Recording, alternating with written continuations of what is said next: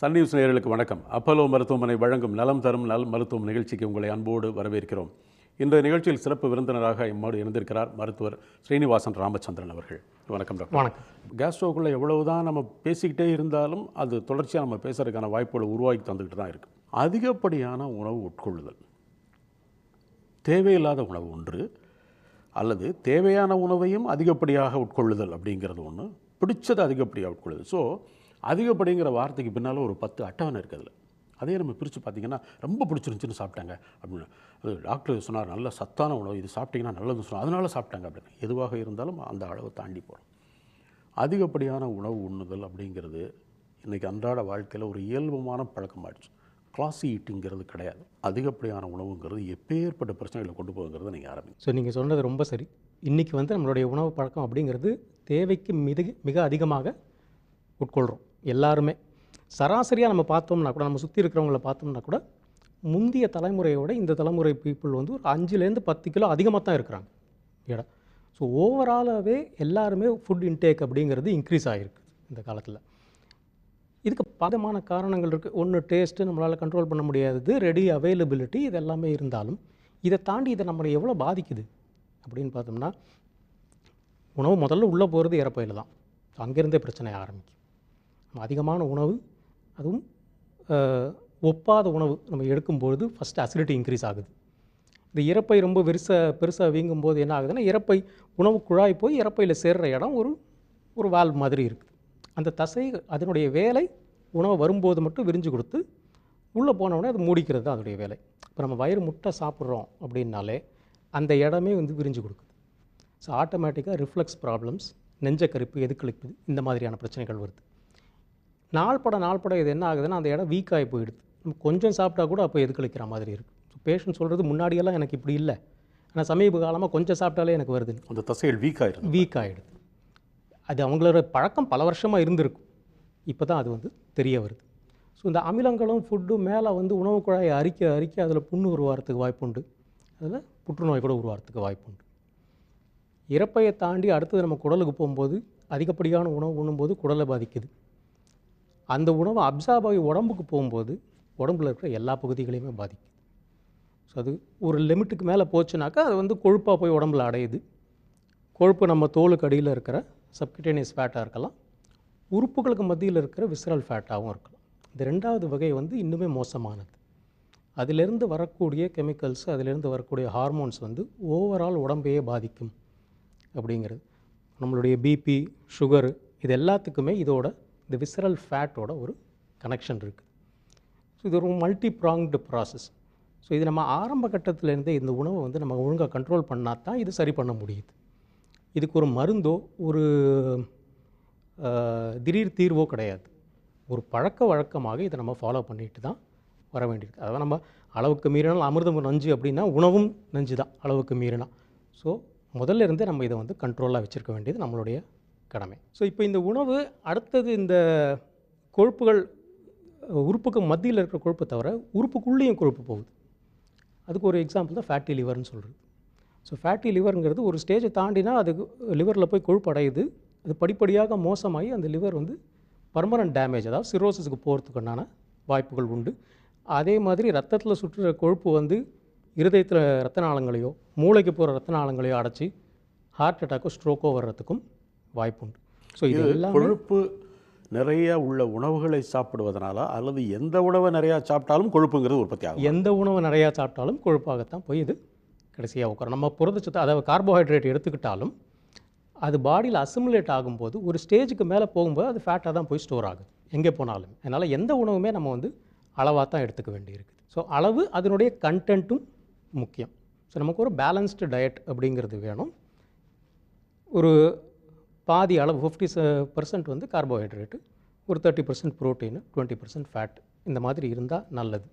But நம்மளுடைய இப்போ இருக்கிற பழக்க வழக்கங்களை பார்த்தா அதிகப்படியான ஃபேட்டு, அதிகப்படியான கார்போஹைட்ரேட்ஸு இருக்குது. சுகர்ஸ், ரிஃபைன்டு சுகர்ஸும் இப்போ ரொம்பவே அதிகமாக இருக்குது. சராசரியாக நமக்கு ஒரு ஆய்வு சொன்னது ஒரு 20 கிராம் சுகர் இருந்தால் நமக்கு ஓகேன்னு. ஆனால் நம்மளுடைய இப்போ உணவு பழக்கங்களை பார்த்தா 100-200 கிராமை தாண்டி ஈஸியாகவே போயிடும். சுகர்னு சொன்னால் எல்லாரும் நம்ம ஸ்பூனில் கொஞ்சம் ஒரு ஸ்பூன் தான் நான் போட்டேன், அது இன்னும் 20 தானே இருக்கும் அப்படின்னு யோசிப்பாங்க. அப்படி இல்லை, நீங்கள் சொல்கிறது உண்கிற உணவுலேருந்து பிரிந்து வரக்கூடிய சர்க்கரையும் கூட. ஆமாம், சரி. அது கார்போஹைட்ரேட். நம்ம ஆட் பண்ணுற சுகருமே வந்து ஆக்சுவலாக எக்ஸஸ். இது நிறைய விஷயங்களை நம்ம கணக்கில் எடுக்க மாட்டேங்கிறோம். இப்போ காஃபியில் நம்ம சுகர் போடுறோம் அப்படின்னா ஒரு 2 ஸ்பூன் சுகர் அப்படின்னா அது ஒரு 10 கிராம் ஆச்சு.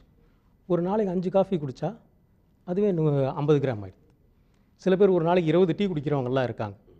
இப்போ அதுவே 100 கிராமுக்கு அவங்களுக்கு சேர்ந்துடும்.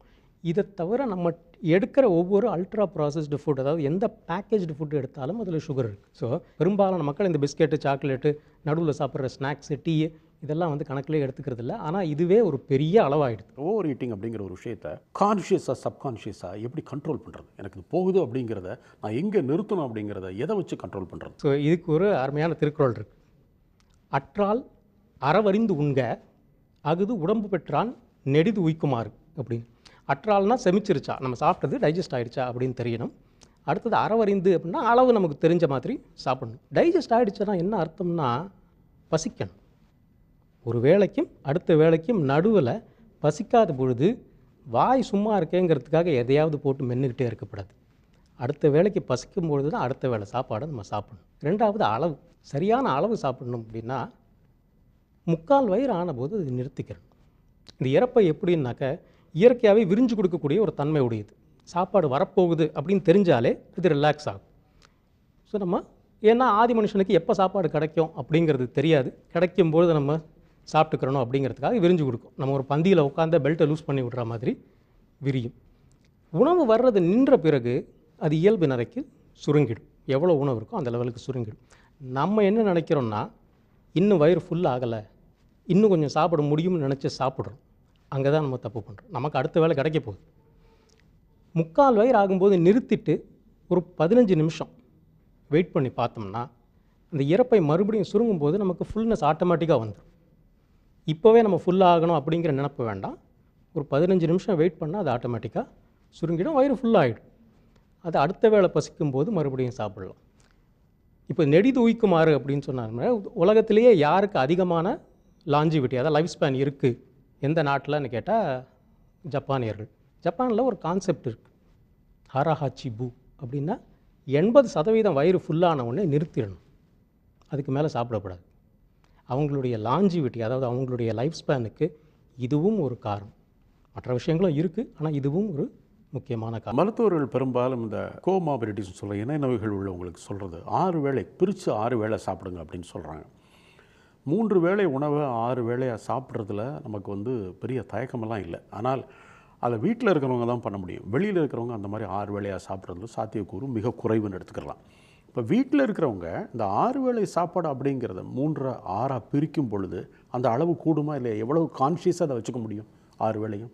ஸோ அந்த அளவை நாம் தான் கண்ட்ரோல் பண்ணணும். ஓகே, ஒரு நாளைக்கு உண்டான உணவு இது, இதைத்தான் நம்ம பிரித்து சாப்பிடணுமே தவிர 3 × 2 6 வேளையை அதிகப்படியான உணவு எடுத்துக்கக்கூடாது. பெரும்பாலும் இதை ஏன் சொல்கிறாங்கன்னா ஒரே நேரத்தில் உடம்புக்கு லோடு வரக்கூடாது, கார்போஹைட்ரேட் லோடு, எஸ்பெஷலி சுகர் இருக்கிறவங்களுக்கு. அதனால் அதை பிரித்து சாப்பிட சொல்கிறோம். ஸோ இதை பிரிக்கும்போது நம்ம அந்த லோடை குறைக்கணும். அதுதான் அதனுடைய அடிப்படை பேசிஸே. அப்போவும் நம்ம ஃபுல் ஸ்டமக் சாப்பிட்டு இருந்தோம்னா அது வந்து எக்ஸஸாக தான் போகும்.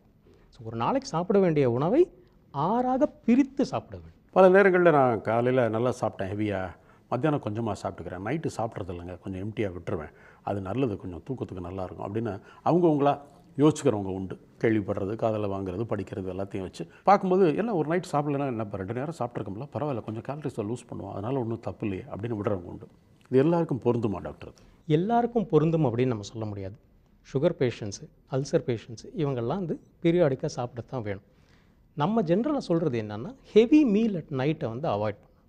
இது 2 காரணம். ஒன்று, செரிமானம் வந்து கம்மியாக இருக்கும் நைட்டு. 2வது, எதுக்கழிக்க பிரச்சனை இருக்கிறவங்களுக்கும் நைட்டு தான் அது அதிகமாக இருக்கும்.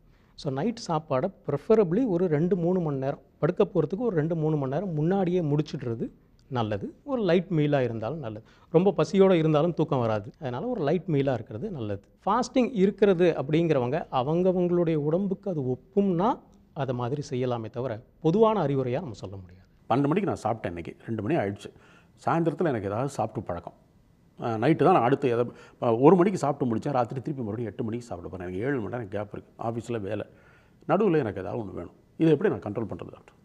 பெரும்பாலும் இதுக்கு என்ன செய்கிறாங்கன்னா, இந்த மாதிரி வடை, டீ, ஸ்நாக்ஸ் இந்த மாதிரி எடுக்கிறாங்க. என்னுடைய அட்வைஸு, ஒரு பழமும், முளைக்கட்டின பயிறு, கூழ் வீட்டிலேருந்து எடுத்துகிட்டு போக முடிஞ்சவங்க கூழோ கஞ்சியோ கையில் எடுத்துகிட்டு போயிடலாம். ஸோ இந்த மார்னிங் அந்த பிரேக் அவங்களுக்கு பசி வரும்பொழுதோ அல்லது ஈவினிங் ஸ்நாக்ஸுக்கோ இதை மாதிரியான ஐட்டம்ஸ் எடுக்கிறது better, rather than taking packaged food or vada, டீன்னு ஆயிலி ஃபுட் எடுக்கிறத விட இது பெட்டராக இருக்கும். இந்த அதிகப்படியான உணவு அப்படிங்கிறது வந்து ஒரு கிரானிக் இல்னஸை கொண்டு வருதுன்னா எதை கொண்டு வருது டாக்டர்? கிரானிக் இல்னஸ்னு மெயினாக நம்ம பயப்பட வேண்டியது 2 விஷயம், ஹார்ட்டும் லிவரும் தான். இது 2மே உயிர்கொல்லி நோய்கள். இதை நம்மளை அறியாமலே நமக்கு வந்து கொடுத்துக்கிட்டு இருக்கோம். சரி, அதிகப்படியான உணவுங்கிறது எப்படி இதை லீட் பண்ணுது? ஒரு லெவலுக்கு மேலே நம்ம மெட்டபாலிசம் போகும்போது அந்த எக்ஸ்ட்ராவாக இருக்கிறதெல்லாம் கொழுப்பாக போய் படியுது. அந்த கொழுப்புகள் வந்து பேங்க்ரியாஸ்லேயும் லிவர்லேயும் ஹார்ட் பிளட் வெசல்ஸ்லேயும் போய் படிய முடியுது. அப்படி இந்த மாதிரி படிகிறது தான் ஹார்ட் பிளாக், அந்த பிளட் வெசல் பிளாக் ஆகும்போது ஹார்ட் அட்டாக் வருது. லிவரில் இருக்கிறது கெட்டு போச்சுன்னா சிரோசிஸ் வருது. பேங்க்ரியாஸ் கெட்டு போகும்போது அதுலேருந்து இன்சுலின் சுரக்கிறது அஃபெக்ட் ஆகுது, இன்சுலின் ரெசிஸ்டன்ஸ் வருது.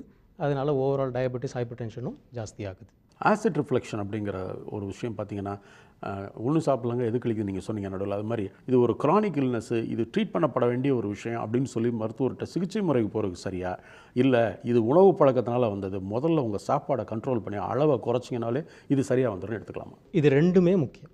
ஸோ ஃபஸ்ட்டு ஸ்டெப்பு உணவை கண்ட்ரோல் பண்ணுறது. நிறைய பேர் என்ன நினைக்கிறாங்க, ஒரு மாத்திரை கொடுங்க, நான் சாப்பிட்றத மாதிரியே தான் சாப்பிட்டுட்டு இருப்பேன், ஒரு மாத்திரையை கொடுங்க, அது மாத்திரையை போட்டுட்டு இதையும் செய்கிறேன், அப்படி நடக்காது. உணவு பழக்கத்தை கண்ட்ரோல் பண்ணணும். முக்கியமாக 4 விஷயங்கள் நான் சொன்ன மாதிரி. வயிறு முட்டை சாப்பிடக்கூடாது, சாலிட் அண்ட் லிக்விட் ஃபுட்டை மிக்ஸ் பண்ணக்கூடாது. சாப்பாடு சாப்பிடும்போது கூல்ட்ரிங்க்ஸு, ஜூஸு, மோருன்னு எதையும் சேர்க்கக்கூடாது. சாப்பிட்றதுக்கு ஒரு 1/2 hour முன்னாடி எடுத்துக்கலாம், இல்லைன்னா 2 ஹவர்ஸுக்கு அப்புறம். அதே மாதிரி சாப்பிட்டுட்டு ஒரு 2 மணி நேரத்துக்கு படுக்கப்படணும்னு சொல்லுங்கள் டாக்டர். எனக்கு ஏன்னா இப்போ நீங்கள் சொன்ன 2வது விஷயத்தில் நான் கொஞ்சம் விரிவாக போக விரும்புகிறேன். ஏன்னா சாப்பிட போய் உட்காரும் பொழுது முதல்ல நம்ம ரெஸ்டாரண்ட்டில் எனிதிங் அப்படின்னு கேட்டோன்னா தண்ணி அப்படிங்கிறத கேட்குறவங்க குறைவு. ஃப்ரெஷ் ஜூஸ் என்ன இருக்குது அப்படின்னு கேட்பாங்க. இல்லைனா எனக்கு வந்து அதுக்கப்புறம் இப்போலாம் அந்த ஆங்கில பேர் நிறைய மஜ்ஜினோ கொடுங்க, அது கொடுங்க, மஜ்ஜினோ கொடுங்கலாம் சொல்கிறோம். இதெல்லாம் வருது. இல்லைனா ஏதாவது ஒரு ஜூஸ், இது இல்லாமல் ஒரு வேறு ஒரு சாஃப்ட் ட்ரிங்க். சாப்பாடை சாப்பிடும் பொழுது இதையும் கிளாஸில் ஊற்றி குடிக்கிறவங்க தான் நிறையா. இது என்ன டாக்டர் பிரச்சனையை கொண்டு வரும் நீங்கள் சொல்லுங்கள்? இது என்ன ஆகுதுன்னா, சாலிட் ஃபுட் அப்படிங்கிறது இறப்பையில் தங்கும், ஒரு ஃபுல்னஸை கொடுக்கும். அது ரொம்ப நேரம், ஒரு 4 மணி நேரம் இறப்பையில் தங்கும்னு சொல்லலாம். சாலிட் ஃபுட்டு பெருசாக எதுக்களிக்கிறதுக்கான வாய்ப்புகள் இல்லை. லிக்விடை மட்டும் எடுக்கும்போது அது ரொம்ப நேரம் இறப்பையில் தங்கிறது இல்லை, இமீடியட்டாக ஓடிட போகுது. அதுலேயும் பெரிய பிரச்சனை வராது. இது 2ம் மிக்ஸ் ஆகும்போது என்ன ஆகுதுன்னா, இறப்பையில் 4 மணி நேரம் இருந்துகிட்டு இருக்கும், அந்த லிக்விடாக இருக்கிற போர்ஷன் மேலே எதுக்கழிச்சிக்கிட்டே இருந்து பிரச்சனையை கொடுத்துக்கிட்டே இருக்கும். 3வது விஷயம், சாப்பிட்ட உடனே படுக்கப்படாது, அட்லீஸ்ட் ஒரு 2 hours கேப் வேணும். 4வது விஷயம், தவிர்க்க வேண்டிய உணவுகள் கட்டாயம் smoke alcohol, tea, coffee, chocolate, oily items. இது எல்லாமே அந்த இறப்பைக்குண்டான அந்த வேல்வை இன்னும் வீக் ஆகிவிடும், மேலும் ரிஃப்ளெக்ஸ் அதிகமாகுது. இது தவிர்க்க வேண்டியதா குறைக்க வேண்டியதா டாக்டர்? ஏன்னா டீ காஃபி இல்லாமல் நிறைய பேர் இருக்கவே மாட்டாங்க. யாருக்கு அது பிரச்சனை பண்ணுதோ, அதாவது இந்த ரிஃப்ளெக்ஸ் ப்ராப்ளம், கேஸ்ட்ரைட்டிஸ் இருக்கிறவங்களுக்கு அதை அவாய்ட் பண்ண சொல்கிறோம். மற்றவங்களுக்குமே ஒரு நாளைக்கு 2 அல்லது 3 முறையோடு நிறுத்திக்கிறது நல்லது. அதுக்கு மேலே போகும்போது இந்த ப்ராப்ளம்ஸ் அவங்களுக்குமே வர ஆரம்பிக்கும். கேஸ்ட்ரிக் அப்படிங்கிற ஒரு பெரிய விஷயத்தில் நிறைய பேர் இந்த உணவு மேலே வர்றது அப்படிங்கிறதெல்லாம் தாண்டி வாயு பிரிதல்னு சொல்கிறாங்க பார்த்தீங்களா? இந்த பிரச்சனை கேஸ் வெளியேறது அப்படிங்கிறது வந்து ரொம்ப பேர் நிறைய கவலைப்படுவாங்க. இதை வந்து நான் எப்படி போய் டாக்டர்கிட்ட போய் சொல்கிறது, இது எப்படி போய் நான் ட்ரீட் பண்ணுறது, இல்லை இதுக்கு மருந்து இருக்குமா அப்படின்னு கேட்பாங்க. சில இடங்களில் டாக்டர்ஸ் வந்து அது ரொம்ப பாதர் பண்ணலாம், விட்டுருங்க, அதுக்காலம் போய் மருந்து எழுதாதீங்க அப்படின்னு சொல்கிறவங்க இருக்காங்க. இந்த பிரச்சனையை முழுமையாக தீர்க்கிறதுக்கு சாத்தியக்கூறு இருக்கா டாக்டர்? ஏன் இதை நான் கேட்குறேன்னா, இது கண்டிப்பாக உணவுக்கும் இதற்குமான ஒரு மிகப்பெரிய நெருங்கிய தொடர்பு உண்டுங்கிறது ஒரு காமன் மேனாக எல்லாருக்கும் தெரியும். இதை எப்படி சரி பண்ணுறது டாக்டர்? இது எப்படி அப்படின்னாக்கா, இதில் நிறைய ஆராய்ச்சிகள் நடந்துகிட்டு இருக்குது. நம்மளுடைய கட் பாக்டீரியா அப்படின்னு சொல்லக்கூடிய அந்த கட் மைக்ரோபயோமுக்கும் இதுக்கும் ஒரு பெரிய தொடர்பு இருக்குது. அந்த கட் பாக்டீரியா வந்து நம்மளோட உணவுனால தான் பாதிக்கப்படுது அப்படிங்கிறது. நம்ம சாப்பிட்ற தேவையற்ற உணவுகள், ப்ராசஸ்டு ஃபுட்டு, இதெல்லாமே அந்த கட் பாக்டீரியாவோட, அதாவது கோடிக்கணக்கான பாக்டீரியா இருக்குது, அதனுடைய உதவியோடு தான் நம்மளுடைய செரிமானம் நடந்து கொண்டு இருக்குது. அது அஃபெக்ட் ஆகும்பொழுது இந்த மாதிரி அப்செட் வந்து ஆகிறதுக்கான வாய்ப்புகள் உண்டு. அதனால் நம்மளுடைய உணவு பழக்கத்தை முதல்லேருந்தே வந்து சரிப்படுத்தி வச்சுருக்கணும். தேவையான அளவு ப்ரோபயோட்டிக், அதாவது நம்மளுடைய பாரம்பரிய உணவுலேயே நிறைய ப்ரோபயோட்டிக் இருக்குது. தயிர், மோர், பழைய சோறு, இட்லி, தோசை, இதுலேயே நிறைய ப்ரோபயோட்டிக் இருக்குது. இதை நம்ம ஒழுங்காக எடுத்துக்கிட்டாலே நம்மளுடைய குடல் ஆரோக்கியமாக இருக்கும். அதே மாதிரி ஃபைபர் கண்டென்ட், நம்மளுடைய அந்த கிருமிகளுக்கு முக்கியமான உணவை வந்து இந்த ஃபைபர் கண்டென்ட். இந்த ஃபைபரை அது சீரணித்து அதிலிருந்து வர்ற சில பை ப்ராடக்ட்ஸை நமக்கு நன்மை கொடுக்கும். அந்த மைக்ரோபயோட்டா வந்து அந்த பாக்டீரியா கெட்டு போகும்பொழுது, இல்லை நம்ம அடிப்பட்ட ஃபைபர் எடுக்காத பொழுது, அதனுடைய பின்விளைவாக இந்த மாதிரியான பிரச்சனைகள் வந்துடுது. அதிகப்படியான உணவு, ஆசிட் தொடர்பான விஷயங்கள், சுகர்னு நிறைய இருக்குது. சரி, அந்த காலத்தில் நமக்கு சொல்லப்பட்ட ஒரு பழமொழி வந்து குடலை கழுவி உயிரை வளர் அப்படின்னு ஒரு பழமொழி இருந்துச்சு. குடல் சுத்தமாக இருந்ததுன்னா உடம்புல வேறு வியாதி வராது அப்படின்னு ஒரு மிகப்பெரிய நம்பிக்கை. இன்றைக்கி குடலை சுத்தம் பண்ணுறதுக்கு அப்படின்னு நம்ம வந்து தனித்தனியாக மருந்துகளை பல விஷயங்களை பார்க்குறோம். ஆங்கில மருந்துகள், ஆல்டர்னேட்டிவ் மெடிசன்ஸ், இது எல்லாத்தையும் பார்க்குறோம். குடல் சுத்தம் பண்ணுறதுக்கு அப்படிங்கிறது சரியான மெத்தடுனா எவ்வளவு நாளைக்கு ஒரு தடவை அதை ஹேண்டில் பண்ணணும், அது யாருக்கு பொருந்தும் அப்படின்னு வரும்பொழுது நான் என்ன சொல்கிறேன், இப்போ எல்லாருமே பெரும்பாலும் நான் வெளியில் சாப்பிட்றேன், நான் ஒரு மெடிக்கல் ரெப்ரசன்டேட்டிவ் ப்ரொஃபஷனில் இருக்கேன், அல்லது நிறைய ட்ராவல் பண்ணுறேன், என்னால் கரெக்டாக வீட்டு ஃபுட்டை சாப்பிட முடியல, அல்லது நான் நிறையா பார்ட்டிஸில் இருக்கிறவனா இருக்கேன் அப்படின்னு இந்த இந்த இந்த வகையில் பார்த்தோம்னா ஒரு 90% இதுதான் பெரிய விரிவு. அப்போ இந்த குடலை சுத்தம் பண்ணுறதுக்கு என்ன பண்ணுறது டாக்டர்? குடலை சுத்தம் பண்ணுறது அப்படிங்கிறது நாம் தன்னிச்சையாக செய்கிற ஒரு விஷயம் இல்லை. ஒரு மருத்துவர் அணுகி தான் செய்யணும். தேவைப்படும் பொழுது தான் அது வந்து செய்ய வேண்டியிருக்கும். சில பாரம்பரிய மருத்துவ முறைகளில் இது இருக்குது. பட் நம்ம வந்து பேஷண்ட் அவங்களா பண்ணுறதுக்கு ஒப்புக்கிறதில்ல. ஹெல்த்தியான உணவும் ப்ரோபயோட்டிக்ஸும் எடுத்துக்கிட்டாலே குடல் வந்து ஆரோக்கியமாக இருக்கும். நார்மல் மோஷன் இருக்கணும், அதுக்கு சரியான ஃபைபர் இருக்கணும். ஸோ கரெக்டான மோஷன் ப்ராப்ளம் இல்லாமல் கரெக்டாக இருந்துச்சுனாலே குடலும் குடலில் இருக்கிற பாக்டீரியாவும் சரியாக இருக்கும். கான்ஸ்டிபேஷனுங்கிற ஒரு விஷயத்தை விட்டுறலாம். அது இல்லாமல் எனக்கு குடலில் பிரச்சனை இருக்குது அப்படிங்கிறத நான் என்னோடய மலம் கழிக்கிறது மூலமாக எப்படி கண்டுபிடிச்சிக்கிறது, உணர்றது? மலத்தில் பிளட்டு வந்துச்சு, இல்லைன்னா சளியாக வருது, சரியாக ஜீரணிக்காமல் வருது, இந்த மாதிரி இருந்துச்சுன்னாக்க மலக்குடலில் பிரச்சனைகள் இருக்கிறதுக்கு வாய்ப்புண்டு. இதை வந்து ஒரு மருத்துவர் அணுகி அதுக்கு முறையான டெஸ்ட், சிம்பிளஸ்ட்டு கொலோனோஸ்கோப்பின்னு உள்ள லைட் அடித்து பார்க்குறது, ஏதாவது பிரச்சனை இருக்காங்கிறது தெரிஞ்சுக்கிறது. அப்படி தெரிஞ்சுக்கிறது தான் சரியான வழி. கொலோனோஸ்கோப்பி அப்படிங்கிறது வந்து இப்போ எல்லாருமே அதை பற்றி ஒரு அவேர்னஸ் வந்திருக்கு, ஒரு விழிப்புணர்வு வந்திருக்கு. அது ஒரு தடவை பார்த்துக்கலாம், அதில் ஏதாவது பாலிப்ஸ் இருந்ததுன்னா கிளியர் பண்ணிட்டா திருப்பி வராது அப்படின்லாம் சொல்கிறாங்க. ஆனால் கொலோனோஸ்கோப்பிங்கிறது யார் தன்னிச்சையை எனக்கு இது தேவைப்படலாம் முடிவெடுக்கிறது டாக்டர்? முடிவெடுக்கிறது அப்படின்னாக்கா சில விஷயங்கள் ரொம்ப கிளியராக இருக்கிறது. அதாவது மோஷனில் பிளட் வர மாதிரி பிரச்சனை இருந்தது, நம்மளுடைய immediate relatives, brothers, sisters, parents, இவங்களுக்கு யாருக்காவது மலக்குடல் பிரச்சனைகள் இருந்துச்சு, புற்றுநோய் இருந்துச்சு அப்படின்னா கட்டாயம் பண்ணிக்க வேண்டியது. சில குறிப்பிட்ட பாலிபோசிஸ் டிசீசஸ் இருக்குது, யாருக்காவது இருந்துச்சு ஃபேமிலியில் அப்படின்னா நமக்கு அந்த இருக்குமோங்கிற சந்தேகம் இருக்குது. ஒரு 40 வயதுலேயே இது ஒரு தடவை செக் பண்ணி பார்த்துக்கிறது நல்லது அப்படின்னு சொல்கிறது. இதை தவிர மீதி வந்து மருத்துவரின் ஆலோசனைப்படி என்ன சிம்டம்ஸுங்கிறத பொறுத்து அவர்களின் ஆலோசனைப்படி அதை பண்ணிக்கிறோம். அதிகமாக உண்றது அப்படிங்கிறது ஒன்று, ஆனால் குறைந்த அளவு உணவே நமக்கு ஒரு பிரச்சனையாக மாறுறதுக்கு வாய்ப்பு உண்டு இல்லையா? சில உணவுகள் பார்த்திங்கன்னா கொஞ்சம் தான் இந்த டாக்டர் சாப்பிட்டார், ஆனால் வந்து அது ஒரு பெரிய பிரச்சனையாக போச்சு டாக்டர் அப்படின்னு சொல்கிறவங்க இருக்காங்க. இந்த மாதிரி உணவுகளில் எந்த வகையில் வந்து மருத்துவம் வகைப்படுத்துது டாக்டர்? குறைந்த தான் உணவு சாப்பிட்டாங்க, ஆனால் பட் அது ஒரு பிரச்சனையை கொண்டு வரும் அப்படின்னு எந்த வகையான உணவுகள் அதில் வகைப்படுத்தப்படுது? ப்ராசஸ்டு ஃபுட்டு எல்லாமே நமக்கு வந்து குவான்டிட்டி கம்மியாக தான் இருக்கும், ஆனால் அதில் இருக்கிற ஃபேட்டு, சுகர், கேலரிஸ் எல்லாமே அதிகம். ஓகே, அதனால் இதை முடிஞ்ச வரைக்கும் குறைச்சிடுறது தான் நல்லது. ப்ராசஸ்டு ஃபுட்னா என்ன அப்படின்னா நிறைய டெஃபினேஷன்ஸ் இருக்குது. ஒரு முக்கியமான 2 பாயிண்ட் என்னென்னா, பிளாஸ்டிக் கவரில், அதாவது பேக்கேஜ் செய்யப்பட்டு வரும், உங்களுக்கு தெரியாத ஏதாவது உங்கள் வீட்டில் இல்லாத ஏதாவது ஒரு இன்க்ரீடியண்ட்டு இருக்கும் அப்படின்னாலே அது ப்ராசஸ்டு ஃபுட். இதை எவ்வளோ மினிமம், அதாவது நீங்கள் சொன்ன மாதிரி ருசி இல்லாமல் நம்ம சாப்பிட்டோம்னா வாழ்க்கையில் எதுவுமே இருக்காது. அதனால் இதனுடைய ஃப்ரீக்குவென்சி அளவு மாதத்துக்கு ஒரு வாட்டி அப்படிங்கிற மாதிரி நம்ம லிமிட் பண்ணிக்கிட்டோம்னாலே நல்லது. ப்ராசஸ் ஃபுட் அப்படிங்கிற ஒரு விஷயத்தை அவாய்ட் பண்ணிடுறோம். சரி, இயற்கையாக நம்ம உண்கிற உணவு, வீட்டில் பண்ணுற உணவாகவே இருக்கட்டும்.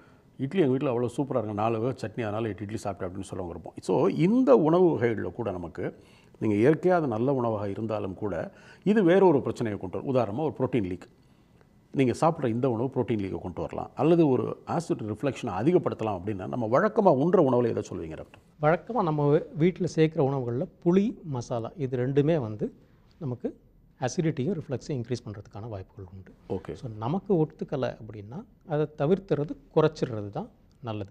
மற்றவங்களுக்கு ஒத்துக்குது அவங்க சாப்பிட்றாங்க அப்படிங்கிறது இல்லாமல் நமக்கு என்ன ஒத்துக்குமோ அதுக்கு தகுந்த மாதிரி சாப்பிட்றது தான் நம்மளுடைய உடம்புக்கு நல்லது. க்ரானிக் இல்னஸ் உள்ளவங்க, அவங்களுக்கு இந்த வியாதி, ஏன்னா அவங்க ஏற்கனவே பல பேர் மாத்திரைகள் எடுத்துக்கிட்டு இருப்பாங்க ரெகுலராக, காலையில் சாப்பிட்ணும், மத்தியானம் சாப்பிட்ணும், நைட்டு சாப்பிட்ணும், அவங்களுக்கு ஒரு லிஸ்ட் இருக்கும். இந்த லிஸ்ட்டு உள்ளவங்களுக்கு ஒவ்வாமை அப்படிங்கிறது உணவில் நிறையா வரலாம், அவங்க சாப்பிட்ற உணவில். ஸோ இவங்க இந்த உணவில் வர்ற ஒவ்வாமை அவாய்ட் பண்ணுறதுக்கு என்ன பண்ணுறது டாக்டர்? இந்த மாதிரியான விஷயங்கள் வந்து ஒவ்வொருத்தருக்கும் வேரியேஷன் ஆகும். ஒருத்தருக்கு ஒத்துக்கிற உணவு வந்து இன்னொருத்தருக்கு ஒத்துக்காமல் இருக்கும். அதனால் இவருக்கு இதுதான் ஒத்துக்கும் ஒத்துக்காது அப்படிங்கிறது நம்ம பொதுவாக சொல்ல முடியாது. அந்தந்த பேஷண்ட்டுக்கு ஏற்ற மாதிரி மருத்துவர் ஆலோசனைப்படி தான் அவங்க வந்து எடுக்க வேண்டியிருக்கும். சில பேருக்கு ஃப்ளூயிட் ரெஸ்ட்ரிக்ஷன் இருக்கும், சில பேருக்கு ப்ரோட்டீன் ரெஸ்ட்ரிக்ஷன் இருக்கும், சில பேருக்கு கேலரி ரெஸ்ட்ரிக்ஷன் பண்ண வேண்டியிருக்கும். பேஷண்ட் எப்போவுமே வரும்பொழுது நல்லா சாப்பிடணும் அப்படிங்கிற ஒரு ஆசையோடு தான் வருவாங்க. சாப்பாடை குறைச்சி சாப்பிடுங்க அப்படின்னு நீங்கள் சொல்கிறத எல்லா பேஷண்ட்டும் இந்த அளவுக்கு எடுத்துப்பாங்கன்னு தெரியாது. குறைச்சி சாப்பிட்றேன்னு தான் சொல்லுவாங்க, ஆனால் கேட்டால் இல்லை டாக்டர் அவ்வளோலாம் நான் ஒன்றும் சாப்பிட்றதில்ல அப்படிம்பாங்க. ஆனால் சரி என்ன சாப்பிட்றீங்கன்னு சொல்லுங்கள் அப்படின்னு ஒரு லிஸ்ட்டு பண்ணிங்கன்னா அந்த சாப்பாடு நீங்கள் ஒரு மருத்துவரை என்ன சொல்ல விரும்புகிறீங்களோ அதுலேருந்து கூட தான் இருக்கும். இப்படி வர்ற பேஷண்ட்டுக்கு உங்களோட அறிவுரை என்னவாக இருக்கக்கூடும் டாக்டர்? ஸோ இது நிறைய பேஷண்ட் நினைக்கிறது தான், நல்லா சாப்பிடத்தானே வாழறோம் சார் அப்படிங்கிறது. அது ஒரு நேரத்தில் வந்து நமக்கு சரியாக தான் தோணுச்சு. ஆனால் இதையே கொஞ்சம் மாற்றி பார்த்தோம்னாக்க, நல்லா சாப்பிடத்தான் வாழறோம் அப்படிங்கிறதுக்கு பதிலாக நல்லா வாழத்தான் சாப்பிட்றோம் அப்படிங்கிற எண்ணத்தோடு நம்ம உணவை பார்க்க ஆரம்பித்தோம்னாலே எதை விலக்கணும், எதை சேர்த்துக்கணும், எந்த அளவுக்கு சேர்த்துக்கணும் அப்படிங்கிறது நமக்கே தெரிஞ்சிடும். ஒவ்வொரு முறை சாப்பிட்றதுக்கு முன்னாடியும் நல்லா வாழத்தான் சாப்பிட்றோம் அப்படிங்கிற எண்ணத்தோடு நம்ம உணவை பார்த்தோம்னாலே எதை சேர்த்துக்கணுங்கிறது நமக்கே தெரிஞ்சிடும். நமக்கு தெரிஞ்ச சின்ன சின்ன விஷயங்களை கூட பல நேரத்தில் நம்ம மிஸ் பண்ணியிருப்போம். ஆனால் அதை ஒரு மருத்துவர் சொல்லும் பொழுது அந்த கருத்துக்கு ஆழமான ஒரு பாதிப்பு ஏற்படுத்தும். அது இல்லை பார்த்தீங்களா, நம்ம இதை கவனிக்காமல் விட்டுருக்கோம், அவர் சொன்னதுக்கப்புறம் தான் தெரியுது நான் இதை பண்ணுறேன்னு. உதாரணமாக நீங்கள் சொன்ன காஃபி, அதை கணக்கில் எடுத்துக்கிறது இல்லை. ஒரு 2 ஸ்பூன் போடுறோம்னா அது என்ன பெருசாக இவ்வளோ தானே அப்படின்னு எடுத்துக்கிறோம். ஆனால் 5 × 2 ஸ்பூன் அப்படின்னு கணக்கு பண்ணும்பொழுது அது வேறு ஒரு ஈக்குவேஷனை கொண்டு வந்து கொடுக்குது. ஸோ உங்களை அறியாமலேயே நீங்கள் கணக்கில் எடுத்துக்காமலேயே ஒரு தீமையை நீங்கள் விலைக்கு வாங்குறீங்க அப்படிங்கிறத ஒரு மருத்துவர் உணர்த்தும் பொழுது தான் அதற்கான புரிதல் சரியாக ஏற்படும். நிறைய விஷயங்கள் எங்களோட பகிர்ந்துக்கிட்டீங்க. இந்த நிகழ்ச்சியில் கலந்துக்கிட்டதுக்கு மிக்க நன்றி டாக்டர். நன்றி. உங்கள் கேள்விகளை அனுப்ப வேண்டிய மின்னஞ்சல் முகவரி mydoctor@apollohospitals.com.